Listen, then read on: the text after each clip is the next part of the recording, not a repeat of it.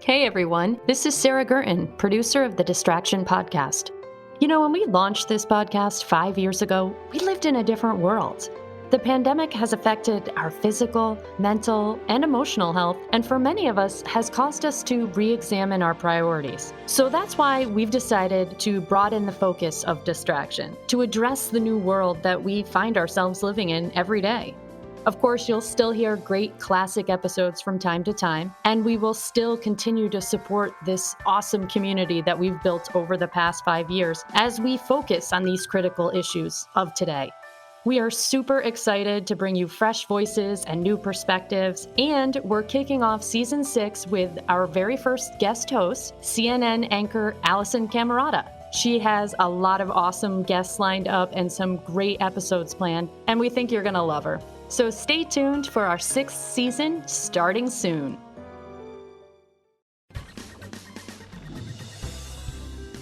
Hi, this is Dr. Ned Hallowell, and welcome to my podcast called Distraction. We are happy to do some episodes on the Olympics. Why would a Distraction podcast want to talk about the Olympics? Well, the obvious reason is to compete at that level, you must be focused. You must be unbelievably focused. And interestingly enough, a number of Olympic athletes have ADHD, and this is the upside. People with ADHD can super focus. Most people think ADHD is a state of distraction. Well, it can be, but it can also be a state of hyper-focus. And you notice those athletes, and when you watch them on TV, how you can almost see how focused they are. And they are in a state of super focus. Michael Phelps famously has ADHD, and believe me, when he's getting ready to swim, no one is more focused than he is. Well, listen, I'm really excited to welcome Muriel Grossfeldt. Did I pronounce that correctly, Muriel? Yes. Muriel Grossfeldt to our Distraction podcast. Muriel is quite a illustrious woman. She's an Olympic gymnast, 3-time Olympian. She won a team gold medal. She coached 2 Olympic gymnastic teams. She actually judged the 2000 Olympics and has been inducted into the U.S. Gymnastics Hall of Fame. So you could say she's a superstar in the world of gymnastics for sure. And the reason we wanted to interview Muriel is because of the obvious relationship between focus and gymnastics. It's not good if you're distracted on a balance beam. No, it's not. So welcome, Muriel, and could you talk a little bit about your experience with focus and how it relates to gymnastics? Well, there are people who believe some things and people who believe others, okay? But this is what I believe. Yeah. I believe that, for example, when you coach a beginning athlete, you say do this and the athlete should do it, okay? But as the years go by, it becomes more and more a partnership. So I believe that you have to start working on this idea of how you think and how you are at the very beginning of your career, and then it gradually gets better and better. I, unfortunately, did gymnastics pretty much without a coach most of my career. We didn't have gym schools in those days. I mean, I found this out. My name comes from my ex-husband, A.D. Grossfeld, and he's also a 2-time Olympian. And I was worried about him because he had been injured during the Olympic trials. So I'm on the balance beam getting ready to do a 2.5 turn, and I'm looking at the pommel horse to make sure that he's staying on. And then I heard a movie camera, and, that's why I was second in trials and not first. So the focus, the ability to focus is, 1, to be consistent, and 2, I think it has a lot to do with rhythm. 3, I think it has a lot to do with blocking out what's happening. In other words, you don't want to be aware of what people are doing in the bleachers when you're competing at the Olympic Games. You only want to be aware of what you are doing and try to keep it the same. How do you manage to do that? In many ways. For me, on the balance beam, which is obviously more critical than the others, I have a method where my gymnasts work out a script of some sort. So, and it starts maybe 30 seconds before the beam routine starts, and it continues until they have stood at attention and march off. And they talk to themselves in the rhythm that they're supposed to do it in, not in the sense of the big things like go high, don't miss, stuff like that, no. But things like hands at my side, heels press, da-da-da-da, small words, but in the rhythm of the thing. I had a friend named Eddie Balella, and he danced for New York City Ballet for years. And we talked about it. Every now and then you'd go out and you just were released. It's hard to explain. You were you were a God person, and you're in your own world, and everything works right. Then the rest of the time, though, you have to work at it. And that's when this focus and consistency and all that stuff comes in.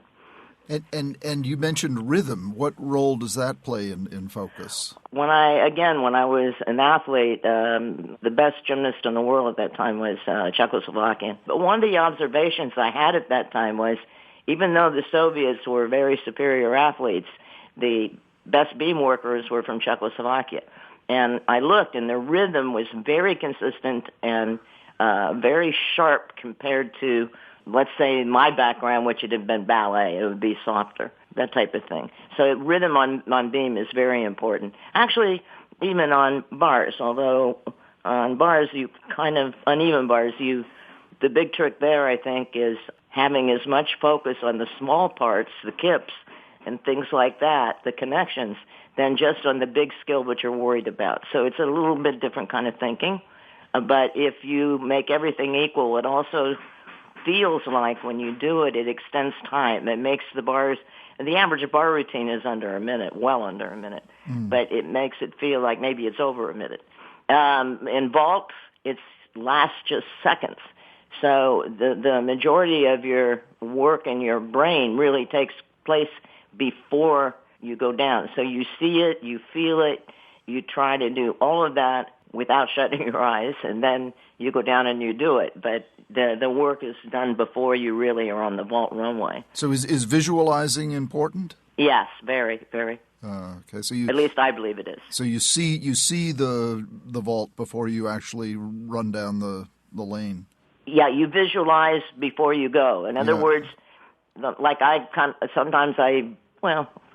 been critical of people in my own mind. Sometimes I don't say it out loud, but I'll see a coach yak 9 million miles an hour right before the kid runs down to vault. My feeling is everybody needs a certain amount of preparation time. And in most of the reading that I had done, I felt like the person needs about a minute at least to ready themselves for this single action they're going to do. What was your style as a coach? Well, it probably depends on who you ask. In this country, nobody conditioned, nobody worked out 7 or 6 days a week. I had personally done it, and some of the men did it, but none of the women. So I was known as being a pretty tough coach because everybody worked a lot harder in my gym than they did in other gyms and more hours. But you got better results. Well, it's the only way you can. Yeah. Gymnastics is, in fact, I get very worried in this day and age because I go into a lot of gyms that are not disciplined. The values that gymnasts get from doing the sport, not everybody makes an Olympic team, but values are knowing how to use your time well, so you get good grades in school and you succeed in other areas because you're a good manager of your time because you had to be all the time that you were a gymnast. A lot of important things come from it, but bad things can come from it too because you're upside down. So injury is always a definite possibility. So if you don't have focus and you don't have discipline, then, it troubles me now. I mean, I go sometimes into gyms and I hear kids screaming and yelling, and the whole purpose is, I guess, making money and having fun. And it made me angry when I was actually an athlete that people disrespected American girls thinking that we couldn't be the kind of person that could do gymnastics. In other words, we were too soft and too giggly or whatever there. Well, so there's a lot that the non-athlete can learn from the discipline that it takes to become I'm very proud. I don't keep track of stuff like I used to at this point, but for many, many years, I know for a fact that the highest scholastic average in universities were the women gymnasts. Really? That's so interesting. Oh, yeah. That's so interesting. What do you think of the current team we're sending to Rio de Janeiro? I don't know. If I'd been on the selection committee, I might have had definitely one athlete. But I think, as usual, it looks, barring, some unforeseen thing like an injury that can't be gotten around, I would say that our chances of winning are very good. Good. Will you be watching? Oh, I'll watch, but I'm not going anymore. I'd much prefer to watch it on television. Yeah. One of the reasons we're winning, which is, again, this is my opinion. I'm sure there are people that would disagree with it, but I believe it's because we have worked so hard at achieving numbers that we can, a bigger percentage of our gymnasts can get hurt and we can still field an excellent team than, say, what the Soviet Union can do now. Right. Actually, I have a question I wanted to ask you. A long time ago, back in, it was my second gym, there was this little girl, and she did not, and she did well in classes, and I wanted to put her on pre-team, and her mother said, no, not until her grades go up. And then eventually I found out that she was ADHD, and the doctor told me that they could feel their bodies better if the muscles were engaged by, like, say, when you're standing on your legs, if your knees are slightly bent, that they could feel better. Is that really true? Yeah, for some people it is. It is. Yeah. It's why they can sit and pay better attention if they're sitting on an exercise ball as opposed to a chair, because they're engaging their muscles, and that actually helps them focus better. Yeah. Eventually, the mom let me put her on the team, and after I put her on the team, her grades actually went up. I'm not at all surprised for just the reasons we discussed, because you taught her how to focus. Yeah. Yeah, good for you. That's wonderful, Muriel. And then the other nice thing that I know, it just happened recently, one of my former gymnasts has a gym down by New Canaan here in Connecticut, and she has 2 children and her son is ADHD, and she organized him, and I think she learned all of that because she's such a good coach. And but anyway, he passed college boards. He's going to college. That's fantastic. Your sport is a wonderful treatment for ADHD, that's for sure. Well, listen, congratulations for your wonderful career. Oh, and thank you for answering my question. I've always been curious whether it was still true, and it's very enjoyable.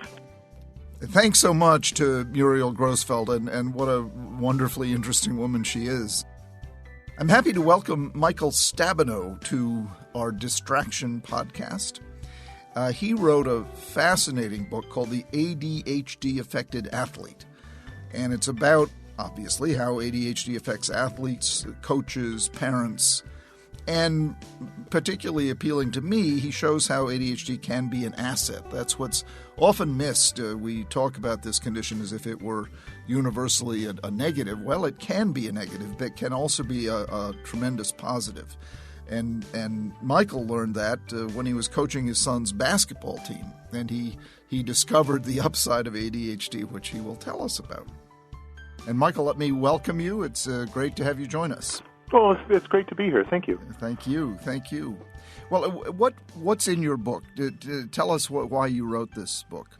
Well, what really led to the book, I have 2 sons. Both of them have ADHD. Both of them have played sports. My youngest son was playing for soccer up at Simon Fraser University in Vancouver, BC. Mm-hmm.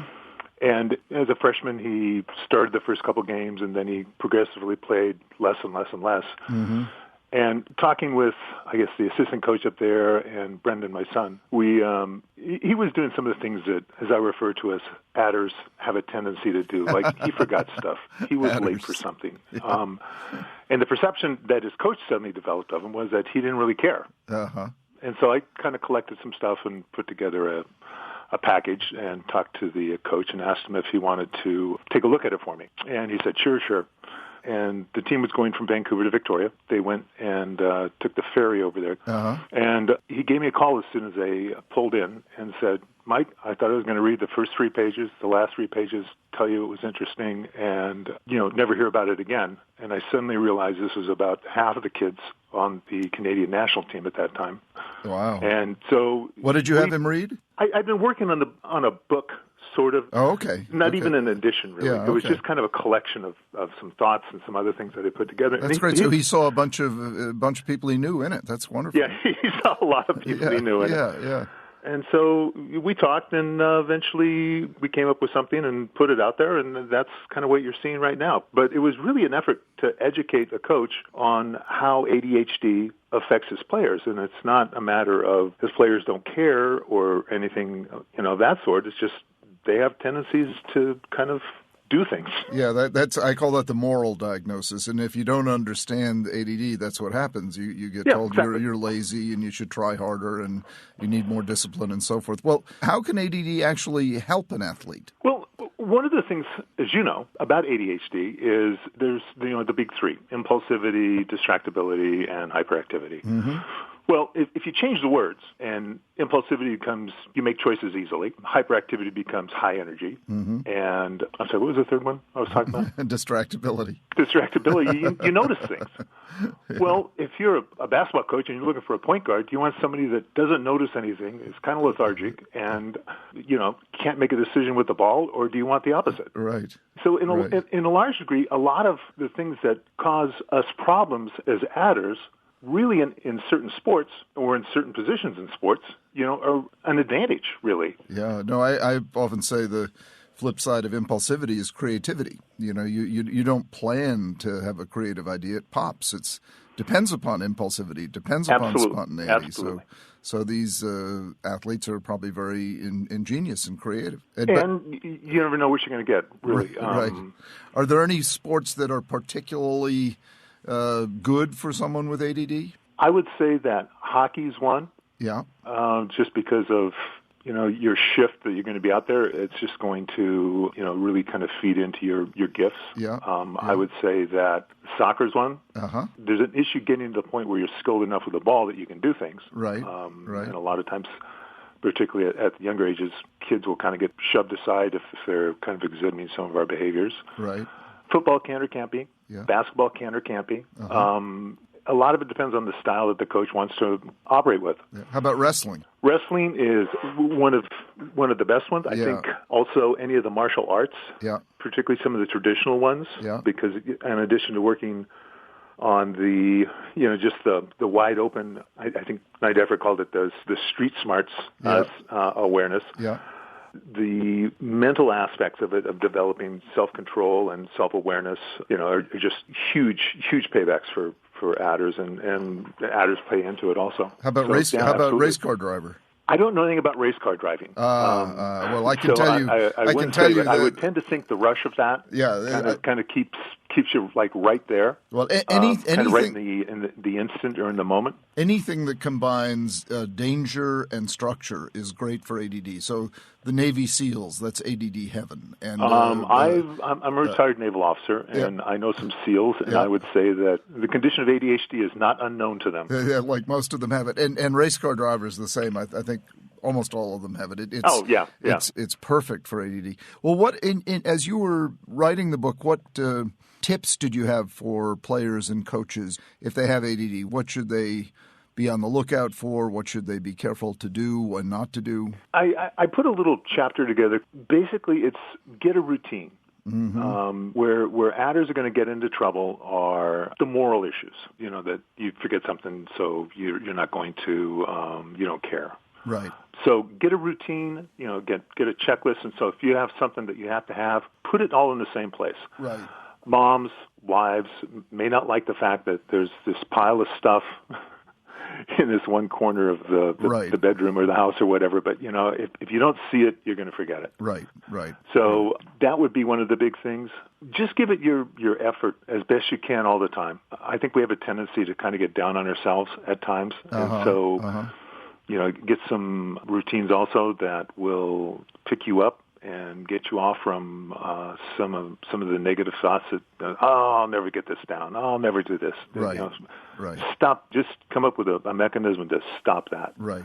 Right. And, the other thing is, if you're not playing, it may not have anything to do with ADHD. I mean, you may be playing basketball and the guy that's ahead of you is like 3 inches taller than you. Yep. Well, you need to take a look at, what your long-term, solution there is. Sure. Do you think it's important for the coach to understand what ADHD is? Absolutely. Yeah. Absolutely. Yeah. If the biggest breakthrough or realization I had was when my oldest son was playing, I got talked into being his fourth grade AAU boys basketball coach, even though I'd never played basketball. But, it was fourth grade, not a big deal. But I ended up with a number of the players had ADHD, and I was thinking, oh, gosh, how can I deal with this? And this is before my son was diagnosed. And at one point, with all my rules and regulations and stuff, I forced myself into a situation where I had to play all 4 of them at the same time, along with another player who I strongly suspected had the condition. Yeah. And so I had these.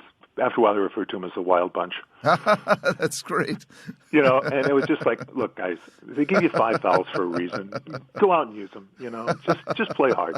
And one of them came up and said, it's the first time I've ever been allowed to just play. Because exactly. Everyone's always talking about, don't make a mistake, run the offense or whatever. And they were just like, I think in the book I put down like, feeding bread to geese. Or ducks down at the pond. Yeah. I mean, they went after loose balls. They went after kind of loose balls. And they were just completely disruptive. And, at one point, I think at the end of the first quarter, they were up like 12-0 or something. And they were still yelling at each other and poking one another and not paying attention. And I had this epiphany where I looked at them and I said, yeah, they are different, but let them play to their strength instead of trying to force them into something that they can't do, and they're certainly not going to do well. Yes. No, it's good for you. I mean, because they're forever being told to be someone they're not, and that's not. And so it's. I mean, it's hard enough for us as it is. I think in a lot of ways. Yeah. But if you're going to play a game, it's like, hey guys, the leash is off. Go have fun. Yes. And that's sort of a metaphor for ADD in general. The leash is off. That's great. And you took the leash off. Yeah. I don't want you to be nice. I mean, I don't want you to hurt anybody, but just go, turn it loose. Have at it. Yeah. Yeah, exactly. Yeah. Well, you sound like a great coach and a great parent and a wonderful man. Gosh, I can't thank you enough. It's a really unique book. I've never seen anything like it, and I think it'll be a great contribution. Thank you so much for joining us today. Thank you. I very much appreciate it also. Clearly, ADHD, distraction, focus very much converge in sports, particularly sports like gymnastics that require a tremendous amount of discipline and focus and visualizing and the kinds of things we talk about in general in terms of how to combat distraction and maintain that special mental state called focus, which is hard to come by these days. But as listeners to this podcast, you know it is attainable, achievable, and above all, really enjoyable. Truly a predictor of success in pretty much anything. The state of mental focus. To hear more mini and full-length episodes, subscribe to Distraction on iTunes. And thanks so much for listening.